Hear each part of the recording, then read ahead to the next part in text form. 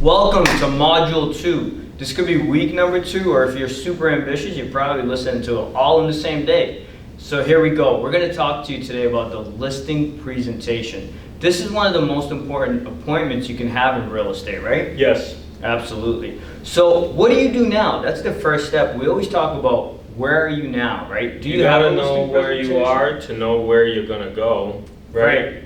Because if you don't know what you're doing every day, you can't track those results. So for example, David goes on an appointment. If every single time he goes on an appointment, he does a different thing, he can't come back to the office and say, I'm only getting 1 out of 10 appointments. Right. What can we do better? Right. We don't know because you're doing a different thing every single time. So where we want to get you to is to have a systematic approach. Then we can improve your results. Right. So then that could be the second question in the coaching relationship is, what are your results? If you're going on an appointment and you're getting 1 out of 10 or 5 out of 10, why is that? And how do we take that to the next level, right? Yeah. Absolutely. So we're going to actually share with you our presentation. It's attached to the bottom of this email or this video that you're watching right now. But we're going to walk you through and tell you some of the tips and the mindset on a listing appointment, right? Point number 1 is always prepare ahead of time. Prepare ahead of time. Prepare to win. Prepare your contracts. Be ready to go in there and expect that you're going to help these people sell the house, and that is your goal, and that is the mindset you're going in there with. Every time, all the time, you just want to make sure you're going in there with the right attitude to help people. And I love what you said there, prepare ahead of time, right? Especially if you're a new agent, have your market analysis completed, know the numbers of that city, and have your contracts all filled out so you're not filling it out as you're going to an appointment. Yep. Step number 2 is the first thing you have to do when you get there is to build rapport, right? Because you have to connect with them. And how do you do that? We have a little acronym called FORD. Family, occupation, recreation, and dreams. We didn't invent this. This has been around for a long time. For ages, right? You talk about their family. You talk about their occupations. You find some things in common. You talk about recreationally what they like to do and their dreams, what they like to accomplish, and how you're going to be able to help them accomplish by the sale of this particular property. Right. So as you do that, you build more rapport with them and you actually connect with the consumer to build that relationship. And then you could sit down and do your actual presentation. We gave you a presentation here. There's plenty of people that have different presentations.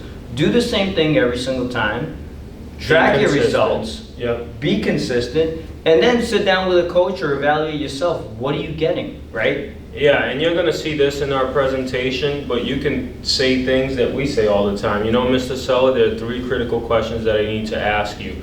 Do you really have to sell your home? Are you willing to price your home to sell, or do you want it to sit on the market? And do you want me to handle the sale for you?